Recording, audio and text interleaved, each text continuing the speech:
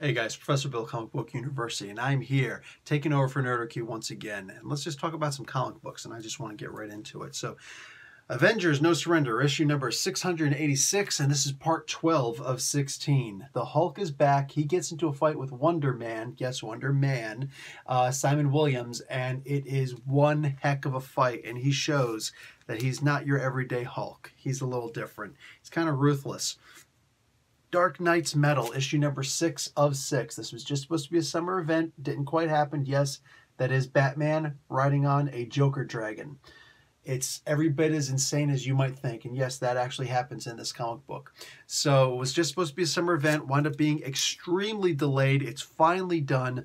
If you guys want to go out and pick up the individual issues now, you'll be golden. Because you get all of these heart-pounding, heart-racing stories in the proper amount of time. Us stretching this out from last summer until now, that's a bit much.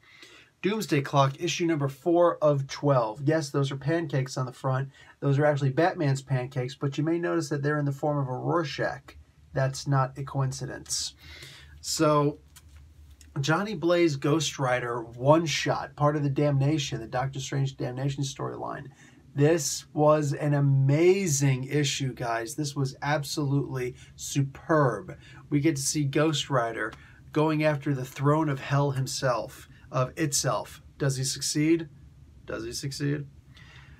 Okay, issue number 600 of Daredevil. It's a seminal issue, man. This is a fantastic, awesome story in here. All of the Defenders and so many of the other street-level heroes gather up in this one issue. It's amazing.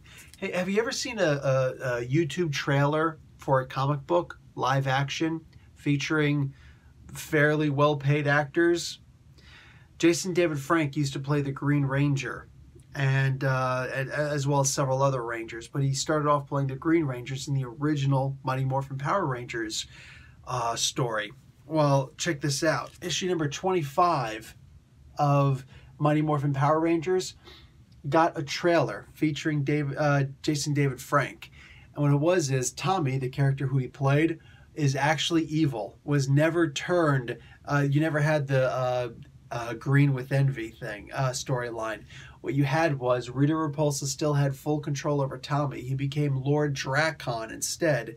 Well, now he's going around killing all these old characters, and that's crazy. Guys, I want to talk about one more comic that I made the mistake, I guess, of getting on digital, and I would probably prefer to get it in actual physical copy, and that is Jim Henson's Labyrinth Coronation. Part 2 of 12 just came out, and it's a beautiful story where it's a side story amongst, you know, the other overarching story. There's a side story in here where it's the main character actually, so that's the what the heck is he called? The demon prince, the Goblin Prince. There we go, the Goblin King. How he actually became the Goblin King, because originally he was just some little kid who was kidnapped. That's mind blowing. I'm going to be honest, I really didn't want to like this story because I thought just keep things as they are. Why add to the story? Why change the story? There's no purpose in that. The story's perfect. Well, some things can become perfect-er, all right? This became a lot more perfect because it is an incredible story. I'm really digging it. And the role-playing scenarios in here about the traps and the lures and the baits and the switch and just this amazing world of Labyrinth. Very RP heavy. Very RP heavy. Not a whole lot of violence or action or you know, dice rolling for attacking each other in it. This is just nothing but pure excellent story where everything seems to be a trap. All right, guys, let's talk about my current Marvel Superheroes Advanced Role-Playing Game System explanation right about now.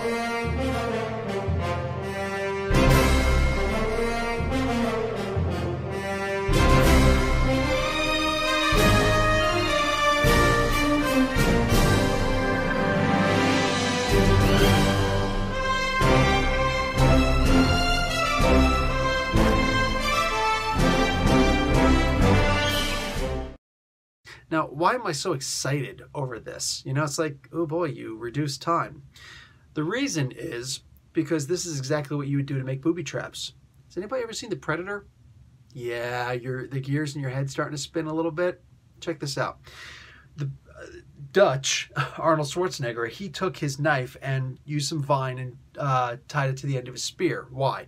Now instead of just one-handed, now it's a two-handed weapon. It's got some extra reach, right? Instead of doing just 10 points of damage, it'll now do 20 points of damage. That's a big deal. That's a big deal. He just needed that spearhead.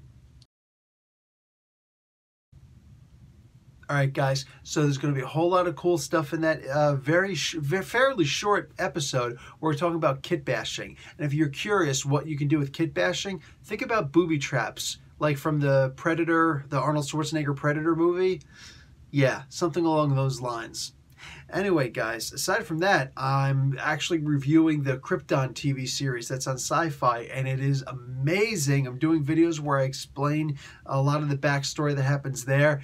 And on top of that, I'm actually explaining the characters in a minute. I just got finished doing Adam Strange, and I just also finished doing Brainiac. Brainiac was a very fun one. And then I also explained the story, 4-issue miniseries, limited series, called World of Krypton, which is really good, and it actually acts as a prequel to the Sci-Fi miniseries. So a whole lot of really good stuff there. All right, guys, that is going to be it for me. Nerdarchy, back to you. Professor Bill, Comic Book University. Class dismissed.